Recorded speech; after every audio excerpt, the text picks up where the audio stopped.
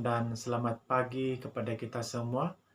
Kita sangat bersyukur karena sekali lagi kita dapat berkumpul bersama untuk memperingati Jumat Agung. Walaupun keadaan kita di Keningau sedang PKP, tetapi itu tidak dapat menghalang kita untuk sama-sama memperingati hari kematian Yesus Kristus. Jadi sebelum kita sama-sama belajar firman Tuhan pada hari ini, saya mengajak kita untuk berdoa. Bapa Surgawi, terima kasih karena Engkau ada untuk kami dan Engkau memberikan kami kesempatan untuk berkumpul bersama. Walaupun hanya secara dalam talian, tapi kami tahu Engkau bersama-sama dengan kami. Sehingga melalui pujian yang sudah kami naikkan, itu sudah pun mengangkat hati kami, jiwa kami, untuk selalu mau hidup taat dan setia kepadamu. Khusus pada hari ini, di mana kami memperingati hari kematian Jumat Agung. Kami percaya bahwa Engkau bersama-sama dengan kami, dimanapun kami berada, sewaktu belajar firman-Mu ini, sehingga kami dikuatkan, kami dapat memahami, kami juga dapat melakukannya. Terima kasih Bapa, dalam nama Tuhan Yesus ini doa kami. Amin. Baiklah jemaat Tuhan yang dikasihi, pada hari ini kita akan belajar firman Tuhan yang saya ambil daripada Injil Lukas 23 ayat 46. Di dalam Injil Lukas 23 ayat 46, firman Tuhan berkata, Yesus berseru dengan kuat, "Ya Bapa, aku menyerahkan rohku ke dalam tangan-Mu."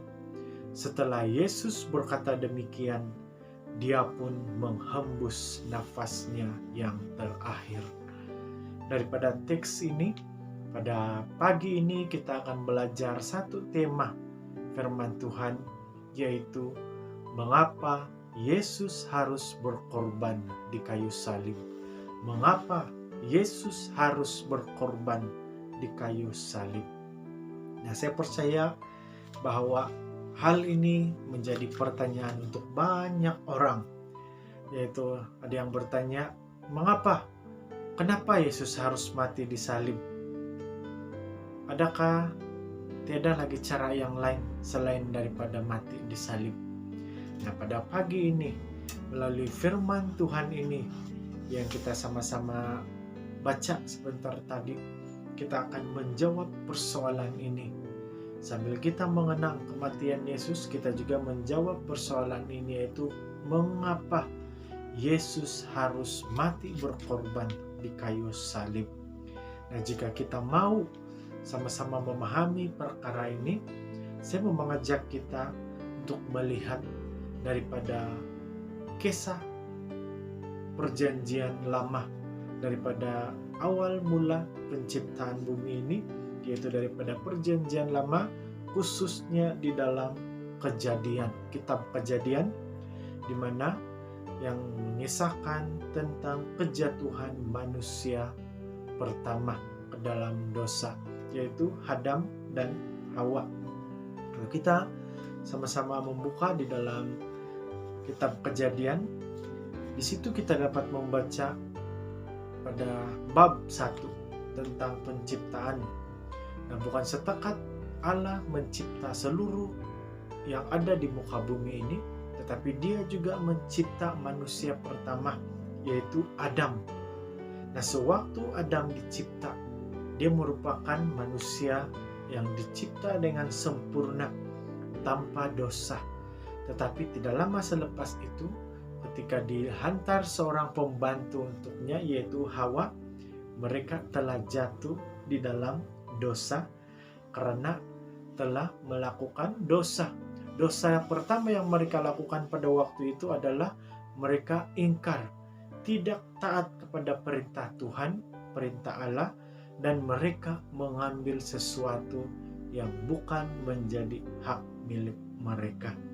Nah, jadi melalui kejatuhan mereka ini di dalam dosa, maka itu membawa efek yang sangat besar atau akibat yang besar bagi semua keturunan manusia sampailah kepada kita. Nah, jadi tidak heran kenapa manusia sekarang harus bertobat. Lahir saja dikatakan sudah berdosa. Itu karena keturunan dosa daripada keturunan Bapa pertama kita, yaitu Adam dan juga Hawa. Jadi inilah jawabannya. Kenapa Yesus harus mati di salib? Yang pertama, kenapa dia harus berkorban di salib? Karena Yesus adalah satu-satunya Tuhan yang mampu mengembalikan gambaran Allah pada manusia. Hanya Yesus yang mampu mengembalikan gambaran Allah pada manusia. Nah, kalau kita membaca di dalam Kejadian 1 ayat yang ke-27, firman Tuhan berkata, "Maka Allah mencipta manusia menurut gambarnya." Ataupun maka Allah mencipta manusia sesuai dengan gambarannya. Manusia adalah ciptaan Tuhan yang sangat dia kasihi, sehingga dia mencipta kita sesuai dengan gambarannya. Namun setelah kejatuhan Adam dan Hawa ini ke dalam dosa, maka gambaran Allah yang ada pada manusia itu telah rosak. Karena manusia berdosa. Kalau kita membaca di dalam ayat yang ke-27 tadi, menurut gambarnya, bermaksud karakter serta sifat Allah itu sebenarnya ada pada manusia. Tetapi oleh karena manusia telah jatuh ke dalam dosa, maka gambar Allah yang ada pada manusia itu telah rosak. Kalau gambaran Allah pada manusia itu ada, maka manusia itu harus memiliki sikap ataupun karakter yang penuh dengan kasih, kudus, bertanggung jawab, dan taat. Tetapi karena manusia yang pertama ini jatuh, maka semua sifat itu telah rusak di dalam diri manusia. Dan karena kejatuhan itulah dosa itu menjadi sifat turun-temurun yang membuatkan manusia bersifat licik, pentingkan diri sendiri, jahat, dan yang paling tidak berkenan kepada Allah. Tidak ada satupun manusia yang dapat mengembalikan status gambaran Allah pada manusia ini. Manusia biasa seperti kita ini, seperti semua yang ada, tidak akan dapat mengembalikan gambaran Allah ini, apalagi memberikan keselamatan pada orang lain. Sedangkan untuk diri sendiri saja, kita semua sudah berada di bawah hukuman dosa. Nah, tetapi kita sangat bersyukur pada waktu masuknya di dalam perjanjian baru, Yesus, satu-satunya anak tunggal Allah, yang dikatakan di dalam Yohanes 3 ayat yang ke-16. Seorang anak yang dikasihi, satu-satunya anak tunggalnya, dia berikan lahir ke dunia untuk kita, semata-mata untuk kita. Nah, kenapa Yesus hanya dia yang layak mengembalikan gambar Allah? Nah, karena dialah satu-satunya manusia yang sempurna. Dia tidak pernah berdosa, dan hanya dia yang layak menjadi pendamai di antara Allah dan juga manusia. Nah, kalau kita baca di dalam Yohanes 2 ayat yang kedua, dialah korban pendamaian bagi kita semua, dan bukan itu sahaja, malah dia juga merupakan korban pendamaian bagi dosa seluruh umat manusia. Nah, ini yang dinyatakan di dalam Alkitab. Nah, dan itulah tujuan pertama mengapa Yesus harus berkorban di salib. Karena dia ingin mengembalikan gambaran Allah yang ada pada manusia. Sehingga kalau gambaran itu dikembalikan, kita juga memiliki sikap kasih, kita juga memiliki sikap kudus, dan kita juga memiliki sikap bertanggung jawab serta taat kepada Allah. Jadi saat ini, bagi kita yang sudah mengenal Yesus, marilah kita benar-benar miliki kasih Yesus ini, kita benar-benar miliki rancangan Allah ini, sehingga gambarannya yang telah dirosakkan oleh kejatuhan manusia pertama di dalam dosa ini dipulihkan di dalam kita. Nah, seterusnya kita masuk di dalam poin yang kedua. Poin yang kedua yang kita dapat pelajari daripada tema ini adalah mengapa Allah harus berkorban di salib, karena Dia mengalahkan kuasa dosa ataupun maut. Dosa itu adalah semua kejahatan manusia. Nah, ditulis di dalam 1 Yohanes 5 ayat yang ke-17, setiap perbuatan salah itu dosa, bahkan jika seseorang tahu berbuat baik tetapi tidak melakukannya juga dianggap berdosa. Nah, di dalam Yakobus 4 ayat 17 mengatakan itu. Jadi, melalui ayat ini kita dapat memperhatikan bahwa dosa itu bukan sahaja tentang kejahatan, tetapi dosa juga berbicara tentang ketidaktaatan manusia terhadap perintah Allah. Nah, karena dikatakan di situ tahu berbuat baik tetapi tidak melakukannya di dalam Yakobus 4 ayat yang ke-17. Nah, ini juga yang berlaku kepada Adam dan Hawa. Mereka tahu perkara yang baik itu karena Allah sudah menasihatkan kepada mereka, semua buah yang ada di sini kamu boleh makan kecuali yang di tengah itu. Nah, tetapi pada waktu itu mereka tahu yang baik tetapi masih melakukan dosa. Mereka tidak taat terhadap perintah Allah. Sebagai manusia biasa kita tidak ada kekuatan untuk melawan ataupun untuk menandingi segala pikiran jahat, segala perbuatan jahat itu. Karena kita terbatas, kita tidak ada kekuatan. Namun, kita memiliki Yesus yang sudah hadir, yang sudah pun berkorban bagi kita. Tanpa Yesus, siapapun kita, sebesar apapun kebaikan yang telah kita lakukan selama ini, sebesar apapun hajat kita berpikir mau melakukan hal yang baik, dan setinggi apapun cara kita menyucikan diri kita masih tidak akan mampu mengalahkan kuasa maut ataupun dosa. Jadi apa yang Yesus telah lakukan di salib itu merupakan satu kasih, yaitu cintanya terhadap semua kita.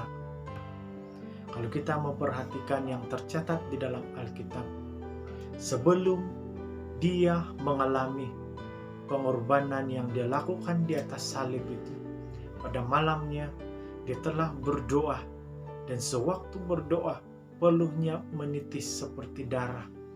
Dan juga di dalam doanya Dia katakan bahwa, Bapa, kalau boleh biarlah cawan ini berlalu, tetapi biarlah kehendak-Mu yang terjadi. Nah, di dalam hal ini menunjukkan bahwa Yesus tahu apa yang akan terjadi. Yesus tahu kesengsaraan yang Dia harus alami pada keesokannya di salib itu. Namun, Dia tetap mau bertanggung jawab dan setia kepada perintah Allah. Dia rela berkorban di salib karena Dia tahu melalui pengorbanannya itu Dia akan mengalahkan kuasa dosa dan maut. Oleh itu, karena pengorbanannya ini, karena cintanya kepada kita ini, maka pada saat ini kita menang. Kita dilepaskan daripada ikatan kuasa dosa dan maut. Mungkin banyak di antara kita kalau dengar saja pasal cinta terus bersemangat. Nah, cinta yang telah Yesus kan tunjuk ini bukanlah cinta sembarangan, tetapi ia merupakan suatu cinta yang sangat mendalam, sehingga walaupun Dia harus berkorban, Dia tetap melaksanakan misi salibnya itu. Karena daripada pengorbanannya itu, dia menunjukkan bahwa cinta yang tulus itu mampu mengalahkan kejahatan dunia. Jadi marilah saat ini kita terima kasih Tuhan ini, kita terima cinta yang telah Yesus berikan kepada kita. Maka kalau kita menerima Dia di dalam hidup kita, pasti kuasa dosa dan maut yang membelenggu hidup kita dihancurkan, dikalahkan, dipatahkan saat ini. Seterusnya kita masuk di dalam poin yang ketiga dan yang terakhir. Mengapa Yesus harus berkorban disalib? Karena supaya orang yang beriman memiliki hidup kekal. Supaya orang yang beriman memiliki hidup kekal. Kalau kita melihat di dalam teks Perjanjian Lama, Adam dicipta sebenarnya itu, kalau kita melihat untuk hidup yang lebih lama ataupun mungkin hidup selamanya. Tetapi karena dia telah melakukan dosa, itulah yang menyebabkannya harus hidup sengsara dan melalui kematian. Jadi apa yang harus kita pahami di sini, kematian ataupun pengorbanan Yesus di salib itu bukan setakat mengalahkan atau menghapuskan dosa, tetapi kematiannya di salib, pengorbanannya di salib itu adalah untuk memberikan hidup yang kekal kepada orang yang percaya kepadanya. Kita melihat juga rujukannya di dalam Yohanes 3 ayat yang ke-16, supaya setiap orang yang percaya kepadanya tidak binasa, melainkan beroleh hidup yang kekal. Nah, saudara dan saudari, pengorbanan Yesus ini bukannya semata-mata untuk membuatkan kita rasa kagum, kita rasa bangga memiliki Yesus. Tetapi pengorbanannya ini adalah pengorbanan yang memberikan kita anugerah, yaitu anugerah hidup yang kekal, yang pasti semua orang inginkan. Tetapi syaratnya itu adalah kita harus percaya kepadanya, karena hanya melalui Dialah kita akan menerima mahkota kehidupan yang kekal itu. Kalau kita membaca di dalam Mazmur 37 ayat yang ke-29, memang di dunia manusia tidak akan hidup selamanya, tetapi Allah berjanji akan memberikan hidup abadi setelah kematian di dunia bagi yang percaya kepadanya. Saudara dan saudari yang dikasihi, marilah kita sama-sama merealisasikan apa rencana Allah ini di dalam hidup kita. Jangan kita sia-siakan pengorbanan yang telah Yesus lakukan di salib, karena Dia berkorban bukan untuk sesiapa, tetapi untuk kamu, untuk saya, dan untuk semua orang di bumi. Karena Dia sangat mengasihi kamu dan saya. Dia mau supaya kita semua selamat. Dia mau supaya semua kita dapat menang daripada ikatan dosa dan maut. Dan Dia mau agar kita memiliki mahkota kehidupan yang kekal. Jadi penutup daripada renungan atau firman Tuhan pada hari ini, Adam dicipta dengan sempurna, tetapi dia jatuh karena telah berdosa, menginginkan sesuatu yang bukan miliknya. Tetapi di dalam hal ini kita dapat melihat Yesus yang dikatakan sebagai anak Allah dapat membuat banyak sekali mukjizat, sehingga orang yang mati pun mampu dihidupkannya.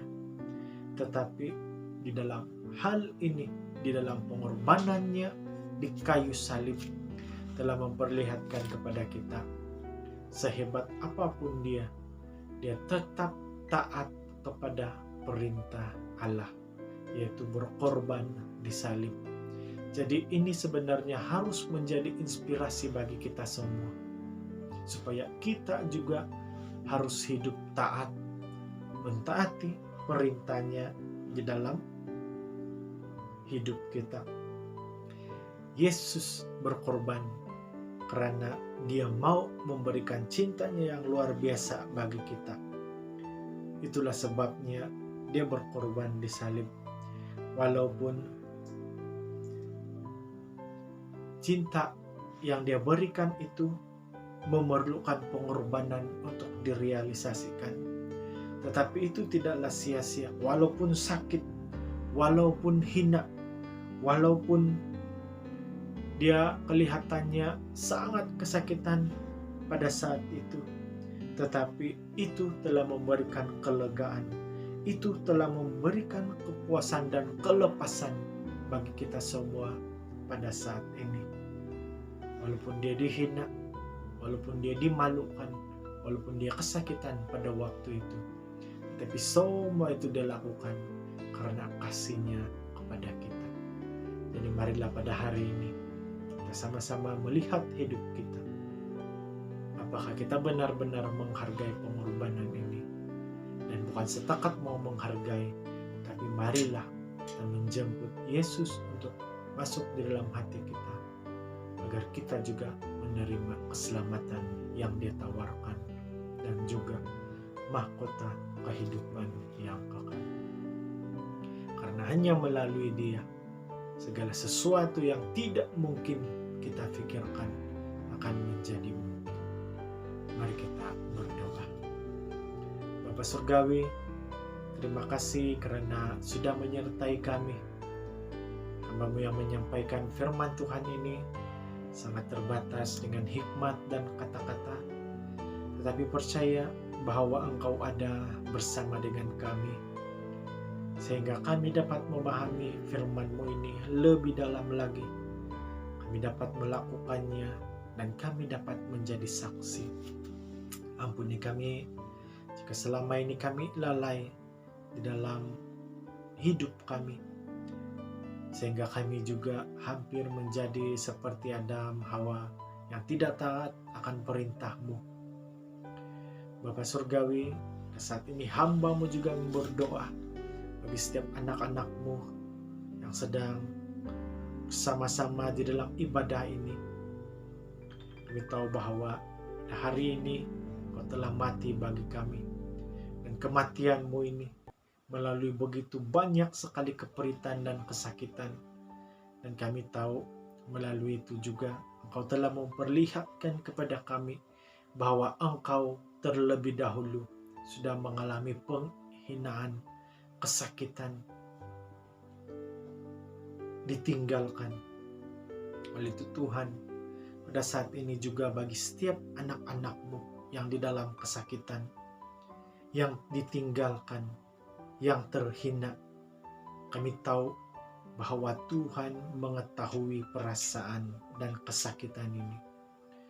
Oleh itu Tuhan, kami mau sandarkan semua ini di dalam tangan-Mu.